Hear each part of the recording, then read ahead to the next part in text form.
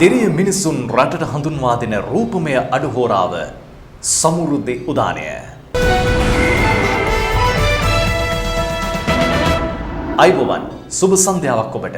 අදත් සෞඛ්‍ය හා දේශීය වෛද්‍ය කාන්තා හා ළමා කටයුතු සහ සමාජ ආරක්ෂණ අමාත්‍යාංශය යටතේ පවතින සමෘද්ධි සංවර්ධන දෙපාර්තමේන්තුවේ අනුග්‍රහයෙන් සමෘද්ධි උදානයෙන් ඔබ හමුවන්නේ. මේ ගෙවී යන අඩහෝරාවකට ආසන්න කාලයේ ඔබේ ජීවිතයේ යම් වෙනසක් කරાવી කියලයි අපේ බලාපොරොත්තුව. දිරියෙන් දිවිය ජයගත් කාන්තාවකගේ අත්දැකීම් අද සමෘද්ධි උදානයෙන් මුලින්ම ඔබට කියනවා. ඒ වගේම මදුරාවල සමෘද්ධි ප්‍රජාමූල බැංකු සංගමේ ක්‍රියාකාරීත්වය පිළිබඳව එහි කළමනාකාරතුමන් ඔබට ඔහුගේ අත්දැකීම් කියන්නට සූදානම්. සමෘද්ධි පිළිසඳරෙන් ශුද්‍ර මුල්‍ය ණය උගුල් පිළිබඳවයි අවධානය යොමු කරන්නේ. ඒ වගේම සමෘද්ධි පුවත් මේ දවස්වල සංවර්ධනය වන ඔබේ සෞභාග්‍යයක් ගෙවත්ත පිළිබඳව අවධානය යොමු කරමින්. ඉතින් රැඳෙන්න මේ අඩහෝරාවකට ආසන්න කාලය සමෘද්ධි උදානයත් සමග.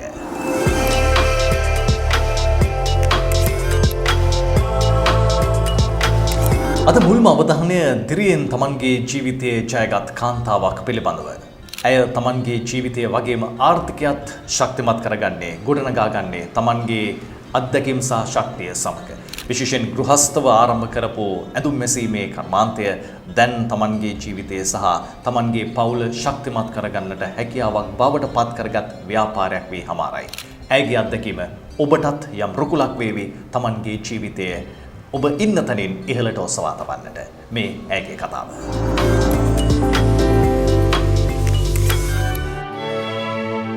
මදුෂානී තාඹුගල අංක D244A තෝලංගමුව පදිංචිකාරණයක්.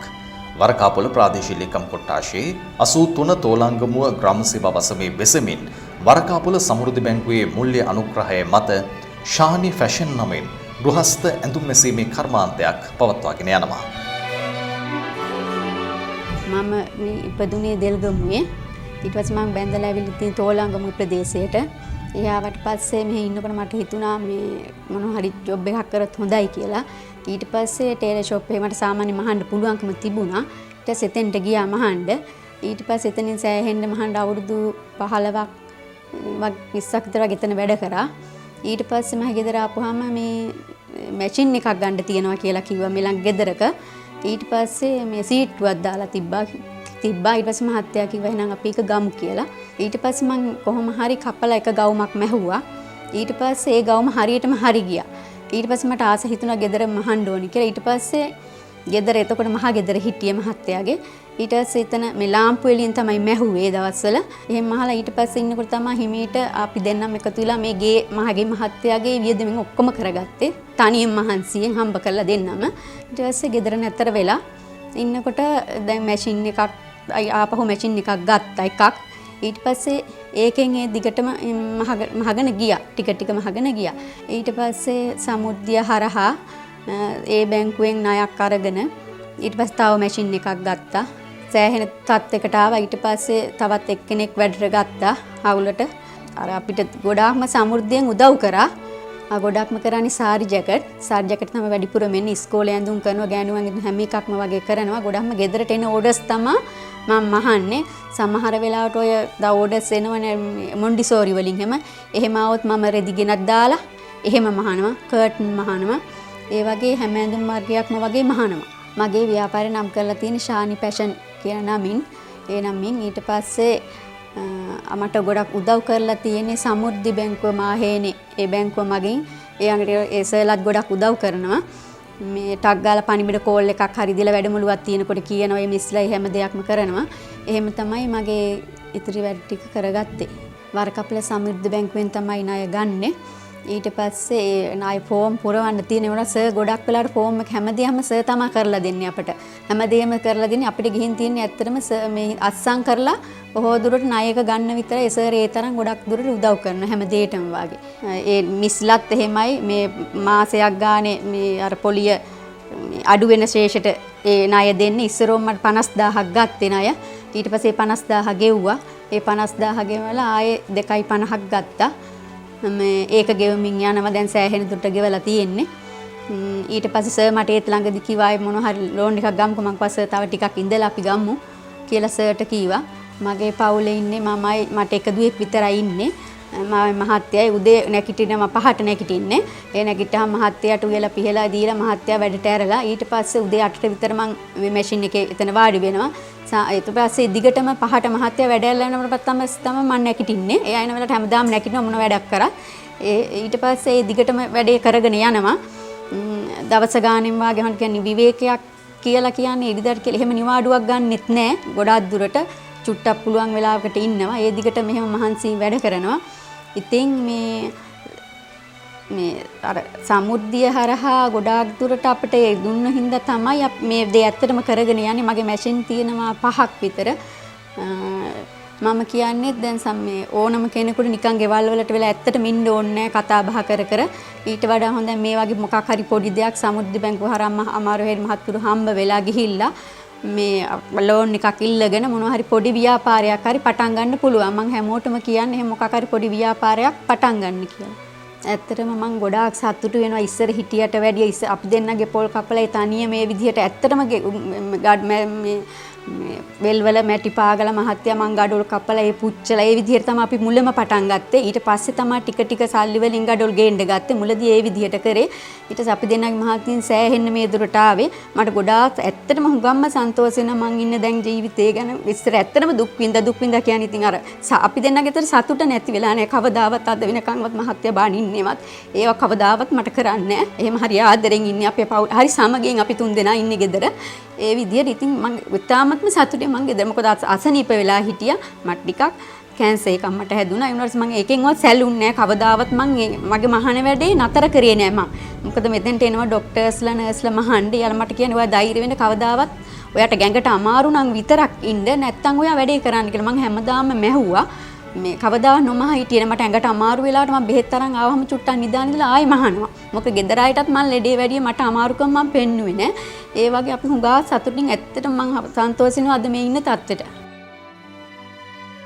දිරිය කාන්තාවක් වන මදුෂානේ තමාගේ රෝගාබාධයන්ගෙන්ද සුවපත් වෙමින් තම එකම දිනී හා ස්වාම්පුරුෂයා සමග ශානි ෆැෂන් නමින් පවත්වාගෙන යන ස්වයං ව්‍යාපාරය දියුණු කිරීමට වෙහෙසෙන ආදර්ශමත් කාන්තාවක්.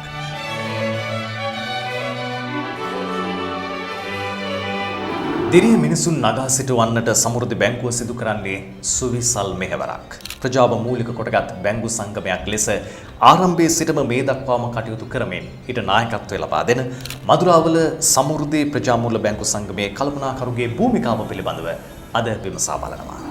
මදුරාවල ප්‍රාදේශීය කොට්ටාසය ගත්තාම කළුතර දිස්ත්‍රික්කයේ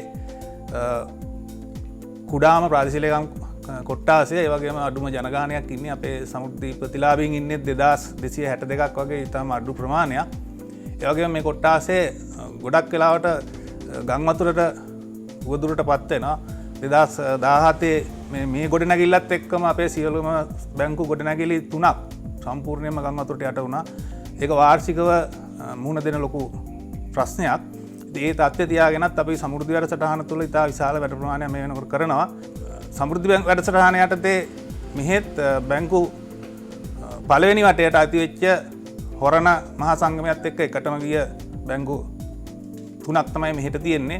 මුල් වටේදී හොරණ මදුරාවල බුලත් සිංහල ඉංගිරිය කියන ප්‍රාදේශීය කොට්ටාස 4ම එකතු වෙලා ලංකාවේ ලොකුම මහා සංගමය හදාගත්තේ.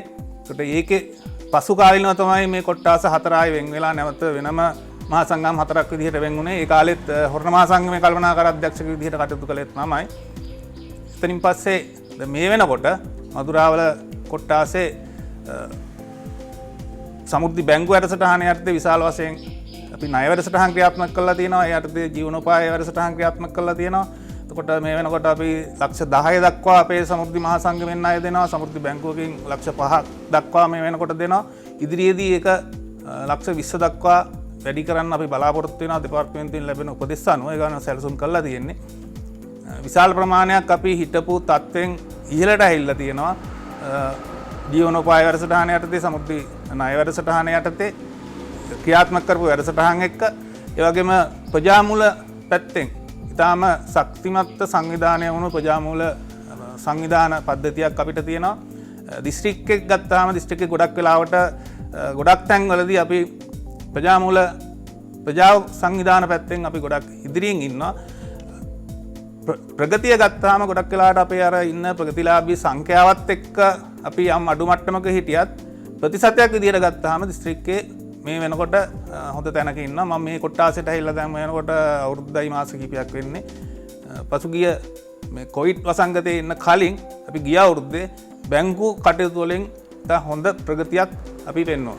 අපේ ප්‍රජාමූල බැංකු සමිතිය එක යටතේ තියෙනවා මදුරාවල සමෘද්ධි බැංකුව, බැල්ලපිටිය සමෘද්ධි බැංකුව සහ වරකගොඩ සමෘද්ධි බැංකුව වශයෙන් බැංකු තුනක් මේ වෙනකොට අපිත් එක්ක සම්බන්ධ වෙලා කටයුතු කරනවා. දැන් අපි වැඩසටහන අවුරුදු 25ක් තිස්සේ ක්‍රියාත්මක කරලා තියෙනවා. ඒ වගේම ඉදිරියටත් දැන් කරගෙන ගිය වැඩසටහන තවත් නැවුම් විදියට නිර්මාණාත්මකව කරගෙන යන තමයි සැලසුම් කරලා තියෙන්නේ. නමුත් අපේ ව්‍යාපෘති වැඩසටහන් ගොඩක් පසුගිය කාලයේ මේ කොවිඩ් වසංගතයත් එක්ක මාස කිහිපයකදී ලොකු පසුබෑමකට ලක් වුණා. ඉදිරියේදී බලාපොරොත්තු වෙනවා ඒ සියලුම කටයුතු මග අරගෙන අපේ ප්‍රාදේශීය ලේකම්තුමියගෙත් උපදෙස් අරගෙන මේ වැඩසටහන ඉදිරියට ගෙනියන්න. මදුරාවල වාසිලයක් කොට්ටාසය ගොඩක් තියෙන්නේ වැවිලි ශේත්‍රයේ ආශ්‍රිත සුවන්රැකියා තමයි. ගොඩක් වෙලාවට කුඩා තේවතු සුළු පරිමාණ තේවතු, එතනින් ගියාම ගෘහස්ථිත ගෙවතු, එතනින් ගියාම පලා වර්ග වගේ ව්‍යාපෘති. ඊට අමතරව විශේෂයෙන්ම අපි පසුගිය කාලේ ක්‍රියාත්මක කළා මේ මැටි නිෂ්පාදන. අපේ ආදර්ශ ගම්මාන වැඩසටහනකුත් තියෙනවා මැටි නිෂ්පාදන. විශාල වශයෙන් ඒගොල්ලෝ ඉහළ තැනකට ඇහිලා තිබ්බා. නමුත් පොඩි පසුබෑමක් ආවා. මොකද ඒගොල්ලෝ නිෂ්පාදන අලෙවි කරන්නේ මේ දිවයින පුරා ගිහිල්ලා පල්ලි පන්සල් වල තියෙන උත්සව කාල ආවරණය වෙන විදිහට පසුගිය අවුරුද්දේ පාස්කු ප්‍රහාරයත් එක්ක ඒක පොඩි පසුබෑමකට ලක් වුණා. නමුත් දැන් අපි නැවත ඒගොල්ලොත් එක්ක සාකච්ඡා කරලා තියෙනවා මැටි කර්මාන්ත ඉසිදුරු මැටි භාණ්ඩ නිෂ්පාදන. ඒක ජාතික මට්ටමෙන් අපේ සම්මානත් දිනාගත් එකක්. හොඳ අලවියක් තියෙන වැඩසටහනක්. ඉතින් ඒක නැවත දිරිගන්වන්න. ඒ වගේම අනිත් පැත්තෙන් ගත්තාම සේවා පැත්තෙනොත් කාර්මික පැත්තෙනොත් විශාල වශයෙන් අපේ වැඩසටහන් ක්‍රියාත්මක වෙනවා. ප්‍රතිලාභින් ඒවට යොමු වෙලා ඉන්න අය ඉන්නවා. මදුරාවල කොට්ටාසේ අපි ප්‍රජාවගේ සමෘද්ධි සානාධාර ලබන සහ අඩු ආදායම්ලාභී ප්‍රජාවගේ ජීවන තත්ත්වය උසස් කිරීම, සමාජීය තත්ත්වය උසස් කිරීම සඳහා අපි 2020ට ක්‍රියාකාරී සැලැස්මක් සකස් කරලා තිබ්බා. ඒ යටතේ අපි අංශ 4ක් යටතේ එකක් කෘෂි, සත්ත්වපාලන, දීවර සහ සේවා කියන අංශ 4 යටතේ විශේෂයෙන්ම හඳුනගෙන ව්‍යාපෘති ක්‍රියාත්මක කරන්න සැලසුම් කළා. ඒ යටතේ අපි මේ හැම අංශකම අවශ්‍ය පුහුණුව, ව්‍යවසායගත පුහුණුව, ගිණුම් පුහුණුව සහ ඒ අවශ්‍ය තාක්ෂණීය පුහුණු දෙන්න පුහුණු වැඩසටහන සැලසුම් කරලා තිබුණා. ඒකම මූලික සැලසුම් අපි මුල් මාස කිහිපේ ක්‍රියාත්මක කළා. ඊළඟට ඒ සඳහා අවශ්‍ය ව්‍යාපෘති ක්‍රියාත්මක කරනකොට මහ පොළොවේ ක්‍රියාත්මක කරන්න අවශ්‍ය මූල්‍ය ප්‍රාග්ධනය අපේ සියලුම අපේ ප්‍රාමෘති බැංකු සංගම් වලින් සහ ප්‍රජාමූල බැංකු සමිතියෙන් සපයන්න අපි සැලසුම් කරලා තිබුණා. සමෘද්ධි වැඩසටහන ආරම්භ කළේ 95. අපි එතකොට මේකට සම්බන්ධ වෙන්නේ 94 මේ නව ඒ රජයේ පත් වෙනවත් එක්කම වගේ. එතකොට සමෘද්ධි බැංකු ඒකදී බැංකු විශේෂ සමෘද්ධි වැඩසටහනට අමතරව බැංකු වැඩසටහන පටන් ගන්නකොට ලංකාවේ ප්‍රාසිලියන් කොට්ටාසේ 27ක් නියාමක වැඩසටහන විදිහට තෝරගත්තා. එයින් එකක් තමයි හොරණ ප්‍රාසිලියන් කොට්ටාසේ. එතකොට ඒ යටතේ අපි මේ බැංකු වැඩසටහන පටන් අරගෙන පසු කාලිනව මදුරාවල, බුලසිංහල, ඉංගිරිය කියන ප්‍රාසිලියන් කොට්ටාස 4ත් එකතු වෙලා බැංකු 14ක ලංකාවේ ලොකුම මහා සංගමය අපි පිහිටෙව්වා හොරණ. එතකොට ඇත්තටම ඒ කාලේ මේ වැඩසටහන බිම් මට්ටමින් පැල කරන්න නැත්නම් නිර්මාණය කරන්න අපිට ලොකු දායකත්වයක් හම්බුණා. මොකද මෙහෙම විධිමත් වැඩපිළිවෙලක් වැඩසටහනක් එතකොට තිබ්බේ නැහැ. ප්‍රාදේශීය වශයෙන් ගම් මට්ටමින් බිම් මට්ටමින් නිර්මාණය වෙන වැඩසටහන තමයි ඉදිරියේදී ක්‍රමක්‍රමයෙන් අද මේ තැනට මේ දක්වා ගෙනල්ලා තියෙන්නේ.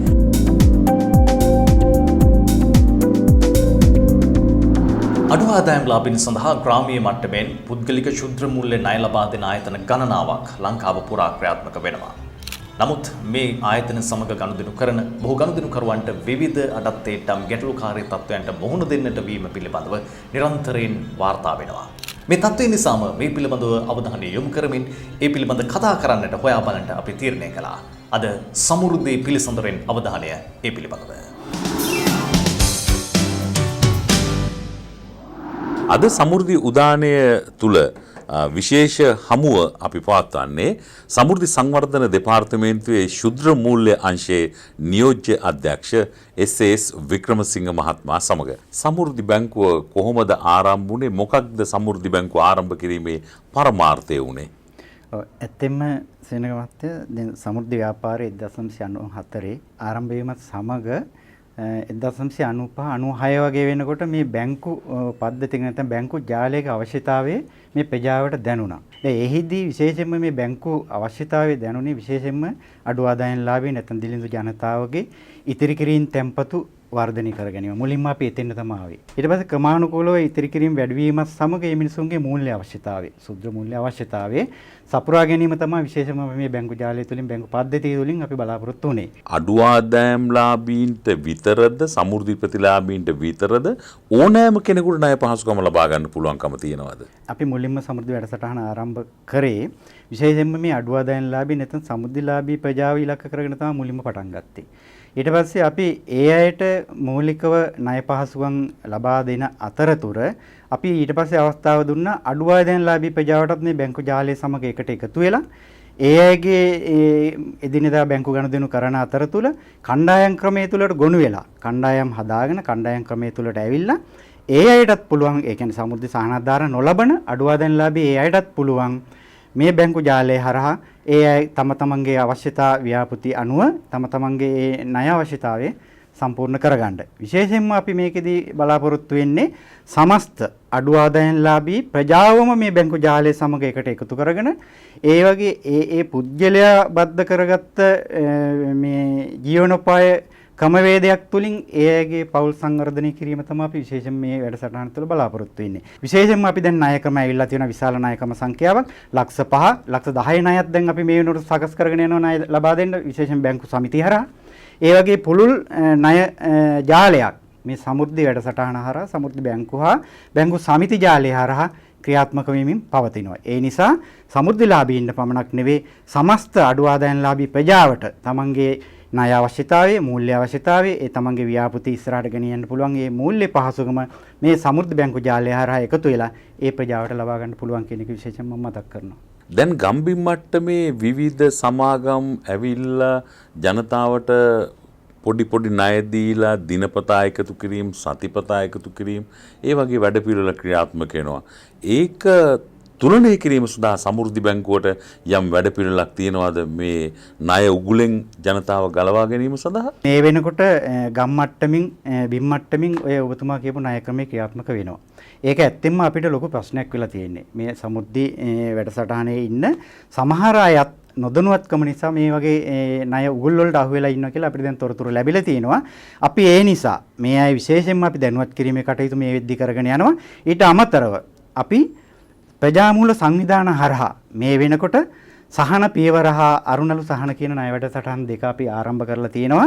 ඒ වැඩසටහන් දෙකෙන් විශේෂයෙන් අරුණලු සහන ණය වැඩසටහන අපි ආරම්භ කරලා තියෙන්නේ ප්‍රජාමූල සංවිධානයේ හරහා එදිනෙදා ගමේ මිනිසුන්ට අවශ්‍ය වෙන ශනික ණය ඒ අයගේ ණය අවශ්‍යතාවය ඉෂ්ට කරන්න අපි දැන් කටයුතු ආරම්භ කරලා තියෙනවා. මම හිතන්නේ ඔබතුමා අහපු ප්‍රශ්නට අපිට ඒ ක්‍රමවේදය තුලින් අපිට සාර්ථක පිළිතුරක් ඉස්සරහදී දෙන්න පුළුවන් වෙයි. අපේ මේ පිරිස ඒ ණය උගුලෙන් ගලව ගන්න. මොකද විශේෂයෙන් මතක් කරන්න ඕන මේ වෙනකොට නොදැනුවත්ව ඒ අය කරන්නේ දෛනික පොලි, සති පොලි, ඒ වගේ කෙටිකාලීන පොලි. නමුත් ඒක වාර්ෂිකව හදලා බලපුවාම විශාල පොලි සම්භාරයක් අපේ මිනිස්සු නොදැනුවත්වම ඒ සමාගම් වලට ඒ පුජ්‍යලයන්ට ඒ තරව කරවන්න ගෙවනවා. මිනිස්සුන්ට අවශ්‍යතාවයක් වුණොත් ශනිකව ගන්න පුළුවන් ඔය ගමේ තියෙන ඔය විවිධ සමාගම් වල පහසුකම් සපයන්නන්ගෙන්. ඒ අය ගෙදරට එනවා, ගමේ කණ්ඩායම් හදා ගන්නවා, ගෙදරට ගිහිල්ලා සල්ලි ටික එකතු කරගන්නවා. එතකොට මිනිස්සු බලන්නේ නැහැ මේ කොච්චර පොලියක් තියෙනවද, ඒ පහසුව තමයි බලන්නේ. ඒ සඳහා සමෘද්ධි බැංකුව වෙතින් ලබා දෙන ණයවල පොලිය අඩුද නැත්නම් පහසුවෙන් අපේ ජනතාවට ලබා ගන්න පුළුවන්ද? අපි දැනුවත් කරමු අපේ ජනතාව. ඔය ඇත්තෙන්ම සමෘද්ධි බැංකු ජාලය තුළ ඒ ණය සඳහා ඇත්තෙන්ම අපේ බොහොම අඩු පොලියක් තියෙනවා. වාර්ෂික 12%ක හෝ ඊට අඩු පොලියක් තමයි අපි සමෘද්ධි බැංකුව වලින් අය කරන්නේ. නමුත් ඒක අර මිනිසුන්ට වාර්ෂිකව අපි 12%ක් කිව්වට දැන් මිනිසුන්ට ඔය අර සේනක මහත්තයා කියපු විදිහට ඔය සති ණය දෛනිකව දෙන ණයවලදී දවසට 100ට 1යි. නැත්නම් සතියට 5යි. ඒ වගේ ණය ක්‍රමයක් යන්නේ. හැබැයි දවසට 100ට එකක් වුණාම දැන් පොඩ්ඩක් හිතලා බලන්න වාර්ෂිකව 100ට කීයක්ද පොලිය කියලා. වාර්ෂිකව 100ට 365ක් වෙනවා පොලිය. අපි එහෙම දල වශයෙන් ගත්තොත්. නමුත් අපි වාර්ෂිකව අය කරන්නේ 112යි පොලිය. ඉතින් ඒක මිනිසුන්ට තේරුම් කරලා කොච්චර තේරුම් කරලා දුන්නත් අර වගේ ශනිකව අර මෙතුමා කිව්වා වගේ ඒ ශනිකව ඇති වෙන ණය අවශ්‍යතාවවලදී හදිසිය රැයක හදිසි වෙනවා. හදිසි මේ මොකක් හරි කරදරයක් වෙනවා. ඒ වගේ වෙලාවකදී ටක් ගාලා ගිහිල්ලා අතනින් ණය ගන්නවා. හැබැයි පොලිය ගැන හිතන්නේ නැහැ. පොලිය ගැන හිතන්නේ මිනිස්සු ණය ගෙවන්න යනකොට. ඒත් ගමේ ප්‍රජාමූල සංවිධානයේ ඉන්න නිලධාරියා නැත්තම් සභාපති භාණ්ඩාගාරික ඉන්න ගම තුල රැයක හදිස්සියක් වුණත් ගිහිල්ලා දොරට කතා කරලා ගෙදෙට්ට කතා කරලා මූල්‍ය අවශ්‍යතාවය සපුරා ගන්න පුළුවන්. ඒ හින්දා මේ අපි ආරම්භ කරපු ප්‍රජාමූල සංවිධාන හරහා යන්නේ අරුණලු සහන කියන ණය වැඩසටහන සාර්ථකව ක්‍රියාත්මක වෙනකොට ওই පොලි මුදල අල්ලාට ওই ගිනි පොලි කාර්යයන්ට ඕක අකුලගෙන ඔතනින් එළියට යන්න වෙනවා. ඒ නිසා අපි ඔබට ආරාධනය කරනවා ඔබට කිට්ටුම ඔබට ළඟම ඔබට හෘදයාංගම සමෘද්ධි බැංකුව සමග ඒකාබද්ධ වෙන්න. අද අපේ විශේෂ හමුව සඳහා එකතු වුණු සමෘද්ධි සංවර්ධන දෙපාර්තමේන්තුවේ ශුද්‍ර මූල්‍ය අංශයේ නියෝජ්‍ය අධ්‍යක්ෂ එස්.එස්. වික්‍රමසිංහ මහත්මයාට අපේ කෘතවේදීත්වය මේ මොහොතේදී පළ කරන්න කැමතියි. බොහොම ස්තුතියි ඔබතුමාට. සමෘද්ධි සංවර්ධන දෙපාර්තමේන්තුවේ තතු ඔබ වෙත කියන සමෘද්ධි පුවත් වෙතයි දැන් අවධානය.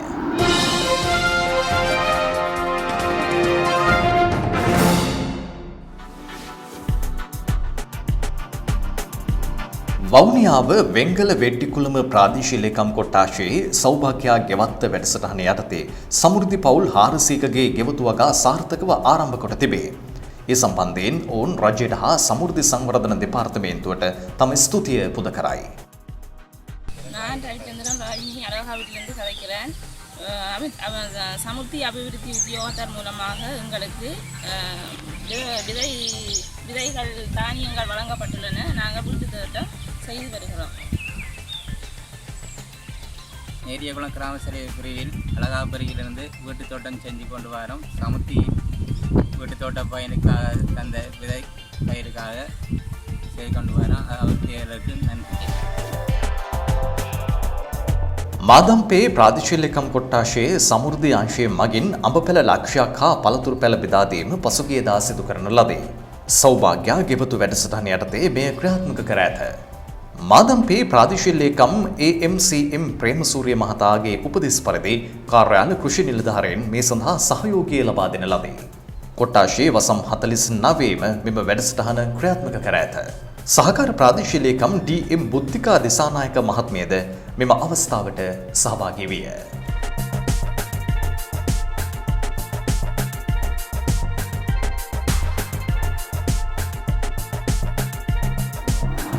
සමෘද්ධි ව්‍යාපාරයේ තොරතුරු පුළුල්ව ජනගත කිරීමේ අරමුණෙන් සමෘද්ධි මාධ්‍ය ඒකකය මගින් සම්පාදනය කරන සමෘද්ධි ඊපුවත්පත ජූලි මාස 1 වෙනිදා බදාදා ඉදිදැක්වේ.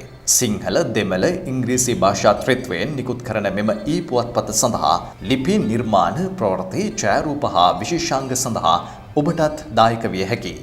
නිලධාරීන්ගේ ප්‍රතිලාභීන්ගේ සහ ප්‍රතිලාභීන්ගේ දරුවන්ගේ නිර්මාණද එක්කල හැකියි. ඔබේ නිර්මාණ යොමු කරන්න අපගේ විද්‍යුත් ලිපිනයට samurdhi media 2020@gmail.com. සමෘද්ධි FM අන්තර්ජාල රේඩියෝවේ පර්යේෂණ විකාශයද ඉදිරි සතියේදී ආරම්භ වේ.